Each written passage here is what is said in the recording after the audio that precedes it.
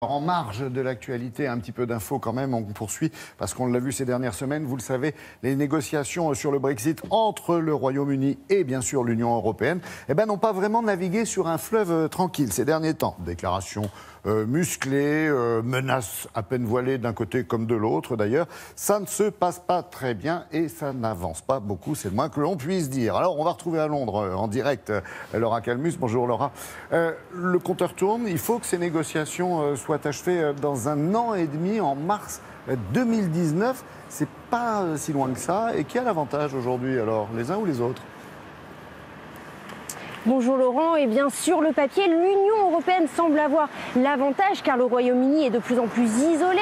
Il est seul face aux 27 pays de l'Union européenne. Alors, et le gouvernement britannique n'a pas l'air de savoir trop ce qu'il veut, du moins sur les questions d'ordre économique. Et on le sait, comme dans tout divorce, ce qui fâche le plus concerne les finances. Alors sur ce point, le Royaume-Uni a une carte à jouer, c'est devenir un paradis fiscal comme Monaco ou les Bahamas, mais bien sûr, il pourra attirer beaucoup plus d'entreprises. C'est ce que nous expliquent Loïc Delamornay et Anto Filippi. Seul contre 27. Le Royaume-Uni sait que face aux pays européens, la négociation sera rude. Alors, le ministre de l'économie britannique a lancé cette bombe lourde de menaces. Si nous n'obtenons pas de bon accord, nous serions forcés de changer notre modèle économique pour regagner en compétitivité. Et je peux vous assurer que nous ferons ce qu'il faut pour ça. Dans la foulée, la première ministre Theresa May enfonce le clou. Elle veut faire du Royaume-Uni un poids lourd du paradis fiscal. Mon objectif est non seulement d'avoir le taux d'imposition des entreprises le plus bas des pays du G20, mais aussi de créer un nouveau système fiscal qui encourage l'investissement. Le but, attirer les entreprises étrangères sur le sol britannique.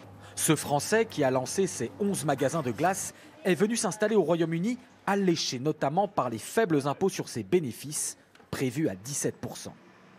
En fait, 17% par rapport à la France, c'est pratiquement la moitié en fait. Donc 33 en France, c'est quasiment la moitié. Donc oui, c'est intéressant. Le Royaume-Uni veut aller encore plus loin et exploser les meilleurs taux européens en imaginant aller beaucoup plus bas, 10% seulement.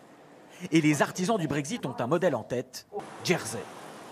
Située entre l'Angleterre et la Normandie, cette île autonome, dépendante de la couronne britannique, abrite sur son petit territoire une surprenante concentration de sièges d'entreprises et de sociétés financières discrètement implantées, comme le montre ce responsable local.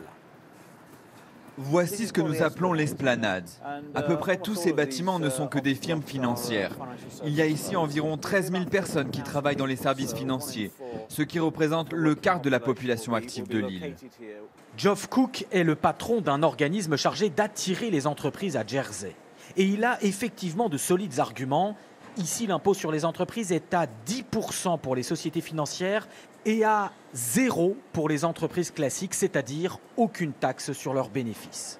Des partisans du Brexit sont venus de Londres chercher conseil auprès de Geoff Cook et pourtant ce dernier les a dissuadés. En faisant ça, ils perdraient des milliards de revenus dont ils ont besoin pour financer leurs services publics déjà en déficit. Ce système marche chez nous, à l'échelle d'un petit territoire de 100 000 habitants, spécialisé dans une niche financière. Ça ne marcherait jamais pour un grand pays de 60 millions d'habitants. Même si Jersey n'est pas le meilleur modèle, le bras de fer avec l'Europe, lui, est loin d'être fini. On imagine. Cela dit, Laura, il y a d'autres pays en Europe qui pratiquent ce genre de fiscalité très basse sur les entreprises. Absolument, Laurent, vous avez raison. Il y a l'Irlande. Son taux d'impôt sur les sociétés est extrêmement bas. Il est de 12,5%.